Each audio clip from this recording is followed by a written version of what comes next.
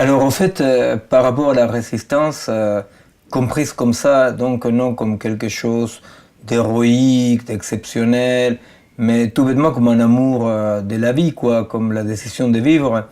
C'est vrai que moi, les actions plus typiquement des résistances, comme on appelle classiquement étiquetées pour résistance, ont commencé chez moi en Argentine parce que depuis ma naissance, je vivais sous des coups d'État militaires, un coup d'État militaire, un autre coup d'État militaire, les massacres des Indiens qui sont jamais finis, la ségrégation envers les Indiens, etc. Non. Et donc, pour vivre, là vraiment c'était exactement comme ça, pour vivre, c'est-à-dire pour étudier, pour faire du théâtre, pour aimer, pour écouter du rock, pour avoir le droit de circuler normalement, tout ça signifiait résister. C'est-à-dire que vraiment nous nous sommes trouvés sous les dictatures militaires successives en Amérique du Sud, en Argentine en particulier, dans un état dans lequel, pour exister, soit vraiment on réduisait sa vie à tel point que c'était une sorte de survie disciplinaire, soit effectivement on résistait de différentes façons.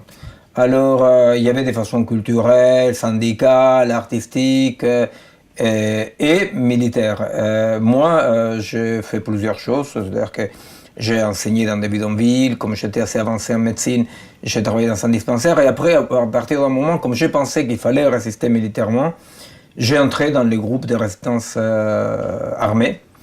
Et donc là, j'ai pris un nom de guerre qui était Pablo Ruiz. C'était un honneur à quelqu'un, Pablo, que je connaissais, voilà. Et c'était pas nécessaire, c'était pas obligatoire d'avoir un nom et un nom de famille. Mais pour mes faux papiers, on avait des faux papiers, parfois ça dépendait. Donc j'avais des faux papiers comme Pablo Ruiz, restait mon nom, voilà. Et pendant 10 ans, j'ai appartenu donc au groupe armé de résistance, dont 4 ans et demi en tôle. Et après la tôle, j'ai continué bon, dans les groupes qui depuis Paris organisaient des actions d'aller-retour, bon bref. Et donc là, cette résistance, c'est une résistance qu'on la voit, qui est claire, qui est nette, il y a des militaires, et ils ont la gentillesse de porter un uniforme, et donc on les reconnaît, vous voyez. Mais le problème, c'est dans des situations plus floues, plus diffuses, comme la nôtre actuelle, en Europe très particulièrement, hein, dans lesquelles la vie est de plus en plus menacée, attaquée, détruite de façon sournoise, et non pas dans cette face-à-face dans laquelle il y a des militaires qui sont les propriétaires terriens, qui massacrent les Indiens, qui agressent les gens, non. C'est-à-dire, c'est un truc beaucoup plus diffus, parce que, malheureusement, il faut le reconnaître, on est dans une époque obscure dans laquelle le néolibéralisme, l'utilitarisme, la tristesse, comme ça, a gagné nos têtes. Alors, paradoxalement, là, personne ne va venir là me tuer, en principe, ni me torturer, ni rien et tout. Et paradoxalement, c'est beaucoup plus difficile de résister maintenant qu'à l'époque de la résistance contre les militaires. Plus compliqué, hein, c'est-à-dire beaucoup plus compliqué, c'est-à-dire que il y a une différence entre ce qui est simple et ce qui est facile, non?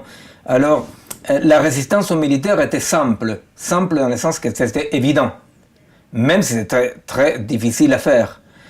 La résistance au néolibéralisme n'est pas si simple que ça, parce qu'effectivement, le néolibéralisme, c'est une façon de désirer, une façon de vivre sa vie, d'envisager sa famille, d'envisager l'autre, d'envisager pourquoi on se lève les matins, n'est-ce pas?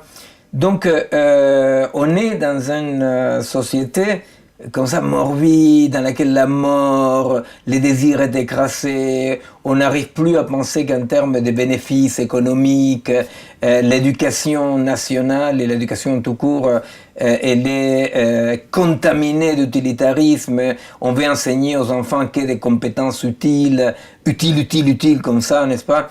La médecine aussi, elle est gagnée par ça. Bon, bref, l'art, ne parlons pas, l'art, il est absolument attaqué, mortellement attaqué, peut-être par cette idée de que la seule grille d'évaluation de notre société est le bénéfice économique.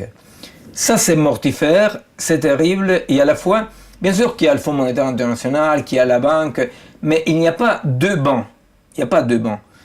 Puisque ça rentrait dans nous. Et alors donc, c'est très très compliqué la résistance aujourd'hui, mais je dirais, elle est peut-être beaucoup plus nécessaire que la résistance hier, parce que le compte n'y est pas. C'est-à-dire que ce qu'on a constaté en général, que pour sortir d'une dictature, pour sortir du fascisme, pour sortir du stalinisme même, il n'y avait pas besoin que tout un peuple résiste. Il y avait besoin d'une masse critique, quoi. Un nombre suffisant de gens résistent. Le problème actuel, c'est que le compte n'y est pas. C'est-à-dire que les gens sont dans une position de... Ils disent, c'est très moche tout ce qui se passe, c'est très très moche, mais ces constats-là les rendent dans une impuissance totale. Que faire? Que faire? C'est très moche. Et à la fois, ça leur plaît ce que les systèmes proposent. Alors, on est partagé dans une collaboration un peu comme ça, gentillette, et un accablement total. Et ça, c'est très très dangereux, c'est très très dangereux. C'est pour ça que chercher les nouvelles voies de résistance aujourd'hui est urgent, parce que le compte n'y est pas. Le compte n'y est pas. C'est-à-dire que quand on voit des personnes comme le président de la République à l'époque de la crise financière, du début de la crise financière, parler de décroissance, parler de moraliser le capitalisme, je sais pas quoi, on voit bien que tout le monde sait qu'il faut parler mal du néolibéralisme. Donc tout le monde parle mal du néolibéralisme. Et ça, c'est la force du néolibéralisme, c'est que cause toujours tu m'intéresses. Donc la question sont des actions. Des actions qui, de mon point de vue, doivent être locales, radicales, claires dans notre désir de vie, non? Et dire effectivement ce qui aujourd'hui s'oppose au néolibéralisme n'est pas un programme politique, et la vie.